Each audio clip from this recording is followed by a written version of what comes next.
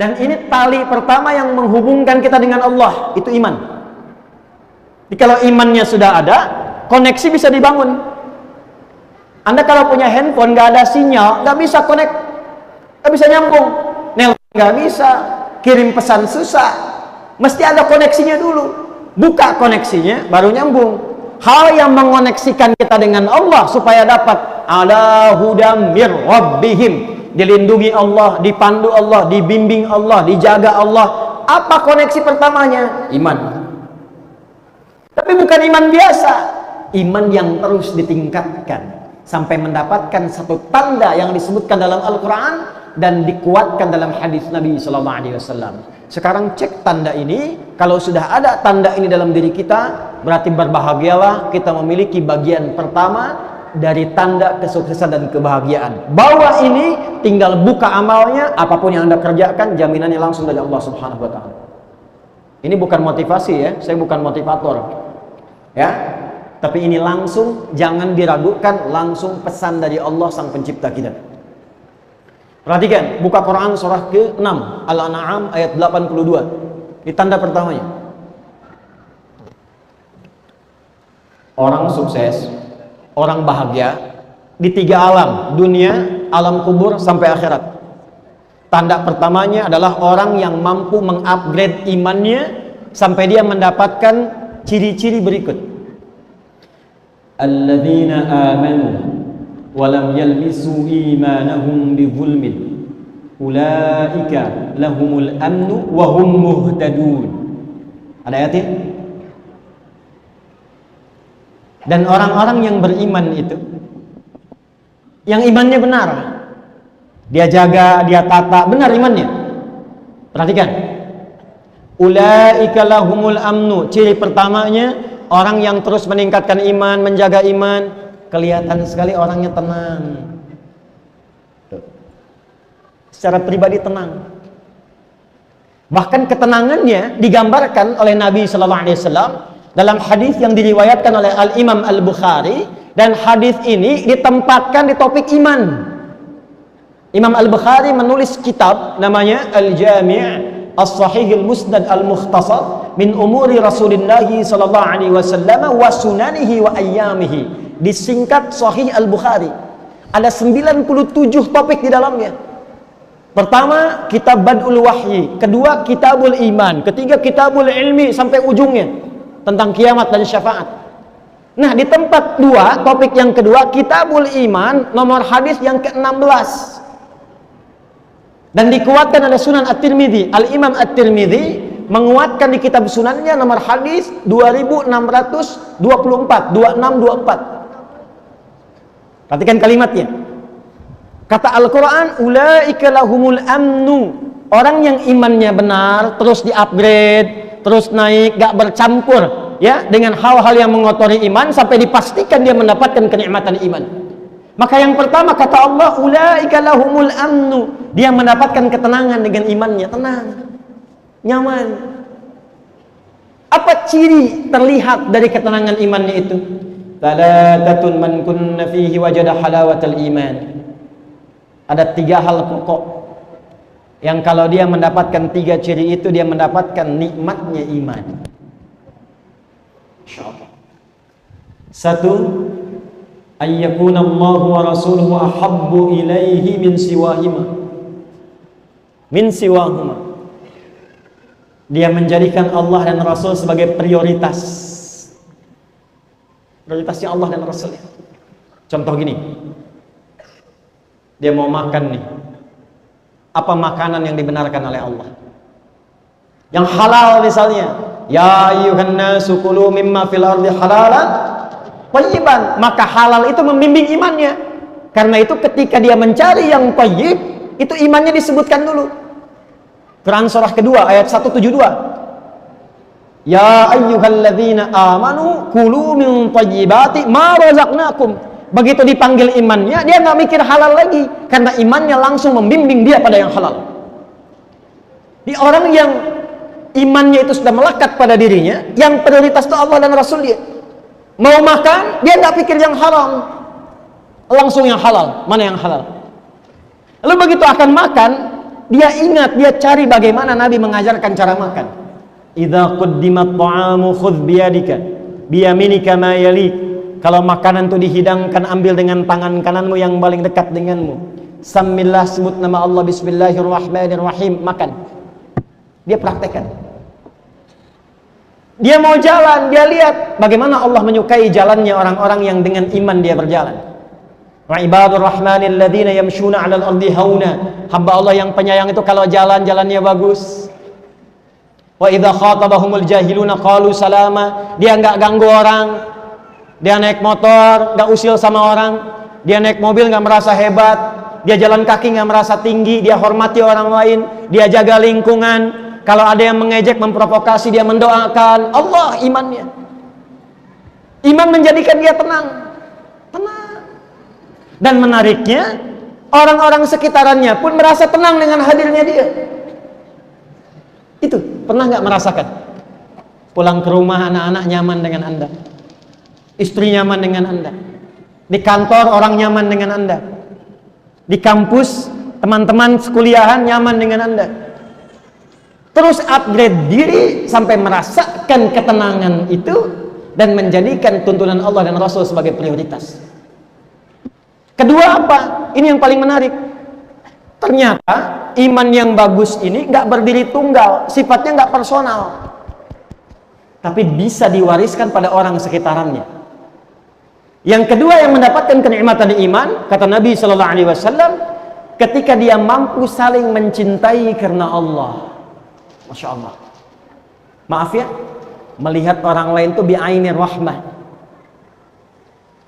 Ada orang lewat nggak nyapa, alhamdulillah, mungkin sedang buru-buru iman.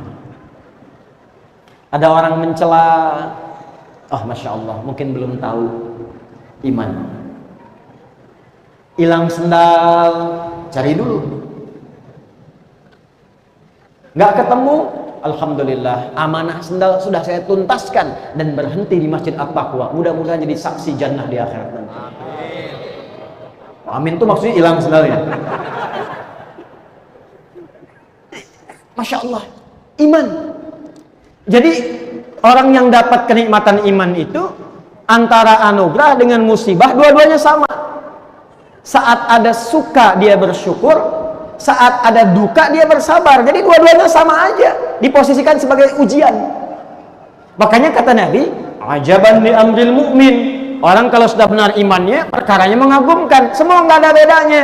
Semua dilihat sebagai ujian yang melahirkan pahala. Dapat kedudukan, inna lillahi wa inna ilaihi raji'un. Ujian dari Allah. Bukan untuk pamer. Dijaga, bikin kebijakan yang baik. Jalan-jalan lihat masyarakat. Tanya jawab, didengar aspirasi, dibikin kebijakan yang menyejahterakan. Kalau muslim, ajak muslimnya untuk ibadah ke masjid. Tunjukkan keteladanan. Kepada non-muslim toleran, didengar aspirasinya, didengarkan, diberikan kebaikan-kebaikan, iman. Ikut kontestasi nggak terpilih, alhamdulillah. Alhamdulillah, dia sabar dengan itu. Tetap dia berbakti dengan ilmu yang dititipkan oleh Allah kepadanya. Jadi antara suka dengan duka, posisinya sama. Saat suka ada syukur, saat duka ada sabar. Semua ujian. Itu ajaban.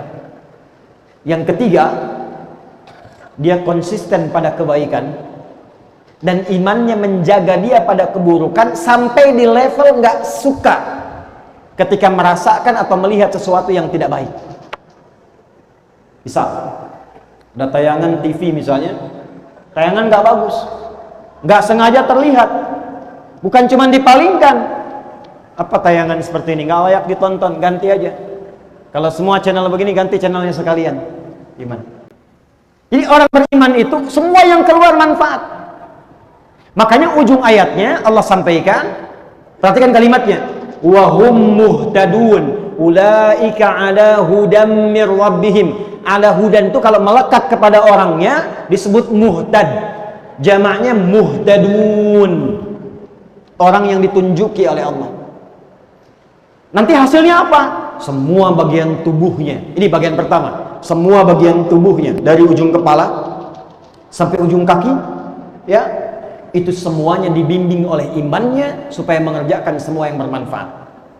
Jadi kalau kita riset dari ujung kepala nih, contoh gini, mata nih ya, mata itu fungsinya melihat. Tapi kalau sudah sampai ke level ini, mengupgrade iman, sehingga merasakan iman itu hadir dalam jiwa, bukan cuma getaran, tapi hadir dalam jiwa. Jadi ada level pemula, itu level getaran, dikonfirmasi oleh suara adzan. Dalilnya Quran surah 8 ayat yang kedua, innamal mu'minuna alladzina idza dzukirallahu wajilat qulubuhum. Orang yang punya iman itu cirinya diantaranya bisa diuji, kalau diperdengarkan nama Allah ada getaran konfirmasi di jiwanya. Karena itu 5 kali dalam sehari diperdengarkan nama Allah, didengar telinga kita. Telinga ini bahasa Arabnya udhun, jamaknya adzan. Adzan itu jamak dari kata udhun, artinya telinga. Maka diperdengarkan 5 kali dalam sehari setiap pergantian waktu.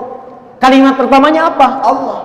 Allahu Akbar, Allahu Akbar. Kedengaran, yang dengar telinga, tapi yang konfirmasi hati. Makanya di hati kecil kita mengatakan, membisikkan, cepat, sudah adzan. Pernah nggak merasakan itu? Nah, kalau nggak punya iman, nggak ada getaran itu. Allahu Akbar, Allahu Akbar. Suara apa nih, kenceng banget? Kecilin. Nah, ya. Nggak usah marah, artinya belum ada iman. Belum ada iman. Kalau mengaku beriman baru sampai mulut, belum sampai hati. Ada lagi dalilnya di Quran surah ke-49 ayat 14. Qalatil a'rabu amanna qul lam tu'minu walakin qulu aslamna walamma yadkhulul imanu fi qulubikum. Orang Arab Badui dulu berkata, ya Muhammad sallallahu alaihi wasallam, kami telah beriman. Kata Allah, ya Muhammad, katakan pada mereka, kalian belum beriman yang benar. Baru berislam, ucap syahadat, cuman di lisan imannya, belum sampai ke hati. Makanya nggak ada konfirmasi. Jadi kalau Anda dengar azan, Allahu Akbar, Allahu Akbar, ada yang protes, apaan sih ini? Anda nggak beriman? Saya beriman kok, tapi nggak begini juga, misalnya kan? Ini berarti yang dimaksud Quran surah Al-Hujurat ayat 14. Doakan, bukan dicela, didoakan dan ditunjukkan kepada kebenaran. Anda kalau di bandara dengar suara ribut nggak protes, kenapa ketika dengar azan Anda harus protes demikian? Di bandara kan tiap waktu, attention please, maklumat, mohon perhatian. Setiap waktu tuh nggak ada yang protes, berisik enggak kan? Ya. Kenapa yang mendengarkan kita, mendekatkan kita kepada Allah, mengonfirmasi iman kita, katanya beriman. Kalau yang belum beriman jangan disoal, didoakan. Ini yang mengaku beriman menyoal. Itu yang patut digarisbawahi. Itu konfirmasi dasar. Nanti kalau sudah melekat menjadi yu'minun, orangnya mukmin, jamaknya mukminun, maka imannya bukan hanya jadi getaran, tapi jadi sinyal yang membimbing semua bagian tubuh. Maka ketika mata akan melihat, Allah memerintahkan pada imannya, bimbing matanya. Quran surah ke-24, surah Cahaya, An-Nur, ayat 30 untuk laki-laki, 31 untuk perempuan. Qul lil mu'minin, imannya dulu, yaghuddu min absarihim. Katakan pada pria-pria yang merasa sudah mukminin, punya iman, mengupgrade imannya, yaghuddu min absarihim, bimbing pandangannya, lihat yang baik. Yang tak baik menurut imannya palingkan. Makanya mata ini ketika melihat objeknya netral semua, apapun yang dilihat. Tapi yang membedakan nanti iman. Ini gambar gak bagus nih, kata imannya. Kalau akal itu cuma mencerna, akal itu cuma merumuskan. Iman itu memberikan nilai pada pencernaan akal. Diperintah akal, rumuskan itu nggak benar. Kalau nggak punya iman dianggap benar aja. Makanya saya kemarin di Amerika, saya nggak lihat ya, dengar cerita aja gitu. Ya. Yang aurat tampak, gambar biasa, yang sana sini. Alhamdulillah Ustaz datangnya musim dingin. Kalau musim panas, di sini katanya terbuka semua. Dalam hati Ustaz emang lihat gitu. Ya. Tapi kita lihat ya, gambarannya apa? Itu dianggap biasa karena nggak ada iman. Menurut akalnya itu pakaian terhormat. Menurut akalnya itu biasa. Menurut iman itu nggak biasa, mengumbar syahwat, bisa memancing maksiat, bisa menjadikan perilaku yang tidak normal nantinya. Sedangkan manusia itu makhluk terhormat, diciptakannya itu dengan mulia. Quran surah 17 ayat 70. Walaqad karramna bani Adam. Kami telah muliakan, kata Allah, dengan keagunganku semua anak cucu Adam. Makanya Allah jaga supaya semua bagian tubuhnya mulia. Dipakein pakaian supaya mulia, dibedakan dengan binatang. Dijaga supaya lisannya tidak bertutur yang tidak mulia. Dijaga supaya tangannya tidak bertindak yang tidak mulia. Dijaga supaya pandangannya tidak menatap yang tidak mulia. Dijaga untuk kemuliaan. Makanya muncul hukum haram. Haram itu seakar dengan kata hurmah, hormat. Kenapa muncul haram? Menjaga kehormatan supaya tidak hilang martabat kita di hadapan Allah Subhanahu wa taala. Sebab kalau sudah maksiat, kehormatannya runtuh. Coba diviralkan. Ini ada anggota dewan fulan, hobinya nonton film porno misalnya. Terus viral, kehormatan Anda runtuh. Ada orang mencela, ini ustadz senangnya mencela. Yang didapat bukan ilmunya, aibnya yang menyebar, kehormatan Anda runtuh. Makanya turun iman, membimbing tubuh kita, menjaga kita menjadi terhormat. Dan muncul hukum haram, bukan ingin menyulitkan, tapi menjaga kehormatan. Kullil mu'minin, katakan bagi yang punya iman, yaghuddu min absarihim ghaddul basar. Imannya yang membimbing nanti. Ini gak bagus, palingkan. Ini mengundang syahwat, jangan pertahankan, alihkan. Ini merusak pikiran, jauhkan. Saya punya kawan, dia sekarang kuliah di Kanada. Teman sekamar saya di pesantren. Spesialisasi di bidang neurologi. Jadi kajiannya itu mengkaji saraf yang menyambungkan ke otak. Di antara risetnya tentang gambar-gambar pornografi. Ternyata itu lebih berbahaya dari narkoba, candu. Hati-hati itu. Pornografi itu lebih berbahaya daripada narkoba dan langkah tangga pertama menuju LGBT. Hati-hati itu.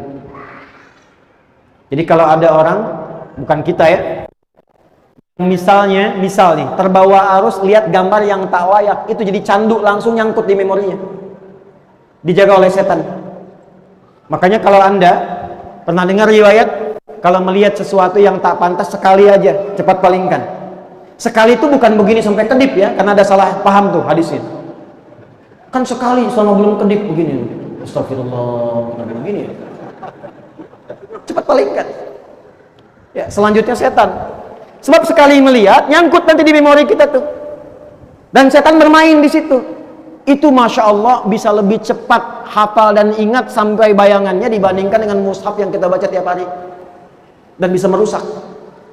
Nah itu yang dijaga oleh Islam. Iman kita menjaga, palingkan supaya tidak merusak. Sebelum jadi perilaku, ada pornografi, ada porno aksi. Beda. Pornografi dalam konteks apa? Interaksinya pandangan, pendengaran, kata-kata. Kalau sudah porno aksi dilakukan, nah itu pengantar pada keburukan. Iman datang membimbing supaya kita tetap dalam kemuliaan. Imannya dulu. Perempuan sama ayat 31-nya. Wa kullil mu'minati yaghdudna min absarihin. Dari mata turun ke mulut dulu, baru ke hati. Dari mata turun ke lisan. Lisan iman dulu, baru lisannya. Quran surah 49 ayat 11 sampai 12. Ya ayyuhalladzina amanu la yasra qaumin qaum la yaghtab ba'dukum ba'dha. Hei orang-orang yang telah punya iman, imannya dulu. Pasti kata Allah, iman itu akan menjaga lisanmu dari sifat saling mencela. Aku berikan lisan bukan untuk mencela, merendahkan orang lain. Aku jadikan lisan untuk berkata yang mulia, yang baik-baik. Tak mampu diam, maka muncul hadis Nabi. Man kana yu'min, pakai yu'min, iman yang di-upgrade. Man kana yu'minu billahi wal yaumil akhir falyaqul khaira aw liyasmut. Siapa yang mau mengupgrade iman, merasa beriman pada Allah dan merasa akan dihisab di hari kiamat kelak, falyaqul khaira, katakan yang baik-baik, aw liyasmut, kalau nggak mampu diam. Iman. Sekarang saya tanya tuh, maaf ya, maaf. Dari tubuh kita aja nih, udah nyampe belum ke derajat ini? Makanya Nabi itu nggak ngasih dunia dulu. Apa Anda kira Abdurrahman bin Auf langsung kaya ketika masuk Islam? Tidak. Utsman langsung kaya? Tidak. Ali langsung pintar? Tidak. Abu Hurairah langsung hebat? Tidak.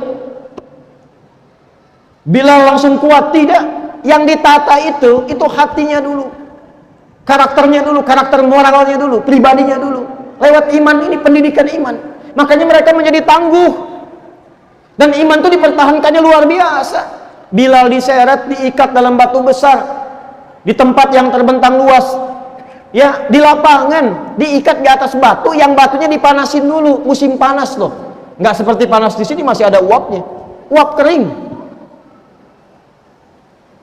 Kalau pernah ke Mekah musim panas, terasa tuh panasnya. Lihat gunung-gunung di Sahara itu. Dipanasin batunya, ditarik, diikat di atas batu, dicambuk. Irtad, murtad kamu, keluar dari iman. Irtad. Apa jawabannya? Enteng aja. Ahad, irtad, ahad, irtad, ahad. Gimana tuh bisa pertahankan itu? Makanya sahabat sebelum sukses, sebelum bahagia, menyukseskan dirinya dulu dengan imannya. Mereka menjadi pribadi yang sangat tangguh. Abdurrahman bin Auf itu menukar dunianya untuk imannya. Kata orang-orang Quraisy, kalau kamu beriman pada Muhammad, ingin ikut hijrah, kami ambil semua hartamu. Silahkan ikut ke Madinah sana, ke Yathrib sana. Cuman bawa pakaian aja, jalan kaki. Dipertahankan, nggak apa-apa, saya berangkat. Iman.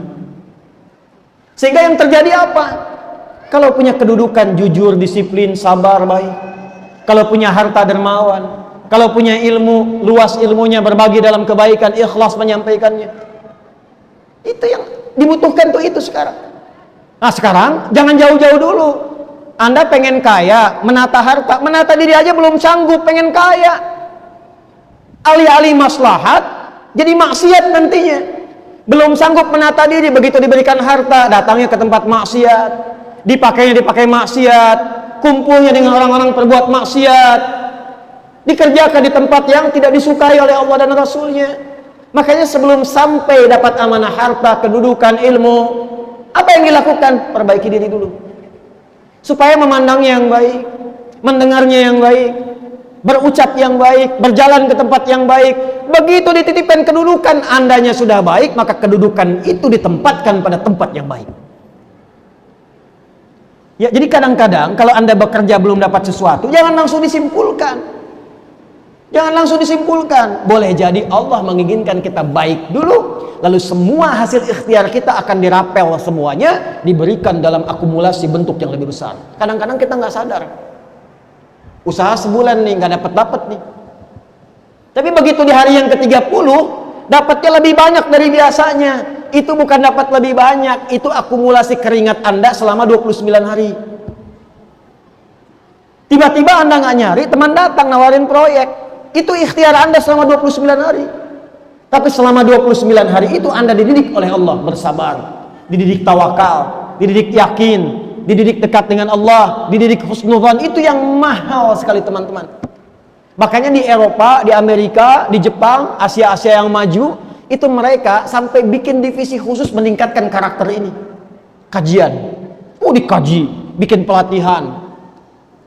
Dikirim untuk berlatih ini aja. Kita dapat ayatnya langsung dari Allah. Kurikulumnya dikirimkan lewat Rasulullah. Kurang apa lagi? Makanya aneh kalau ada orang beriman gak baik, itu aneh. Gak mungkin itu. Makanya Masya Allah, punya suami beriman, baik. Istri beriman, baik. Teman beriman, baik. Ini bagian pertamanya. Jadi kalau ingin mengecek apakah sudah sampai pada derajat yu'minun, jangan tunjuk orang lain, tunjuk diri pribadi dulu. Sudah belum merubah diri kita menjadi lebih baik? Ujung kepala sampai ujung kaki.